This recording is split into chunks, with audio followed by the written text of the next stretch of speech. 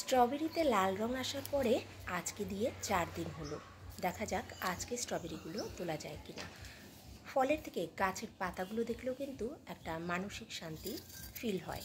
তো আস্তে আস্তে স্ট্রবেরিগুলো কী পর্যায়ে রয়েছে সেগুলো ধীরে ধীরে আপনাদের সাথে শেয়ার করতে থাকবো। দেখতে থাকুন পুরো ভিডিওটা। ও মাই গড, কী যে অপরূপ সুন্দর লাগছে, যেমনি রং তেমনি রূপ। আসলে কোনো সুন্দর জিনিস একা একা দেখলে আমার তো ভালো লাগে না, তাও এই ফেসবুক পেজের মাধ্যমে সবাইকে দেখাতে পারছি এত সুন্দর একটা জিনিস।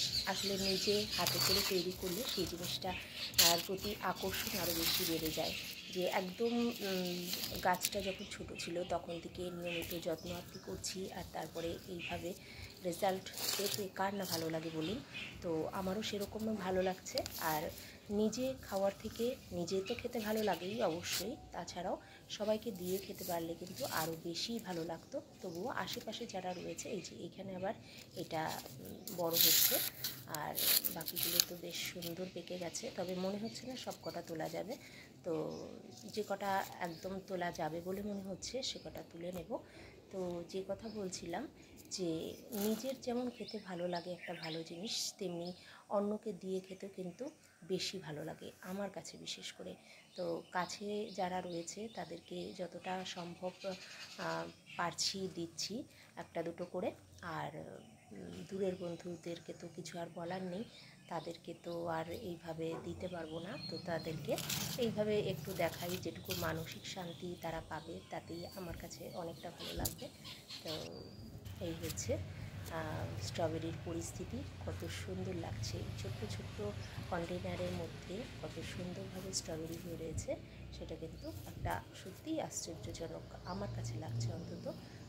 আসলে এই প্রকৃতির যা কিছু সৌন্দর্য, প্রত্যেকটা জিনিসই আমাকে আকৃষ্ট করে, আর আমি তাই এগুলোর ক্যামেরা বন্দি করে রাখার চেষ্টা করি।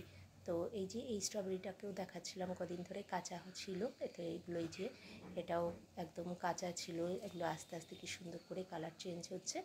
তো দেখা যাক কটা তোলা যায়, দেখতে থাকুন। আর এই যে এই দিকে এই গাছটায় এই এই ফলটা তো সুন্দরভাবে, তবু আজকে এটা তোলা যাবে না। তো যাই হোক, প্রত্যেকটা কন্টেনার কিন্তু আমি নিচে থেকে এরকম জল নিকাশি ব্যবস্থা যাতে ভালোভাবে হতে পারে তার জন্য আমি ছিদ্র করে দিয়েছি দুটো তিনটে করে। আর জৈব সার যে এর আগে প্রয়োগ করেছি সেটাও আপনাদের সাথে শেয়ার করেছি। আর প্রতিদিনই মোটামুটি জল দেওয়ার চেষ্টা করি। তো এটা এইভাবে ছেঁড়া যাচ্ছে না, তো আমি আর রিস্ক নিলাম না, কাঁচি দিয়ে কেটে নিয়েছি। তো এই তিনটেই তোলা গেল। তো আবার যথারীতি ওরকমভাবেই রেখে দেবো, কিন্তু কালকে সকালবেলার মধ্যে মনে হচ্ছে বাকিগুলো পেকে যাবে। আর এইগুলো কতটা সুন্দর, একেবারে কালারগুলো যে কি সুন্দর, মানে আমি আর বলে বোঝাতে পারছি না। আপনারাই কমেন্ট করুন, বলুন কেমন লাগছে।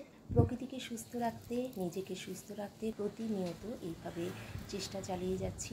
আপনারা সাথে থাকুন, পাশে থাকুন।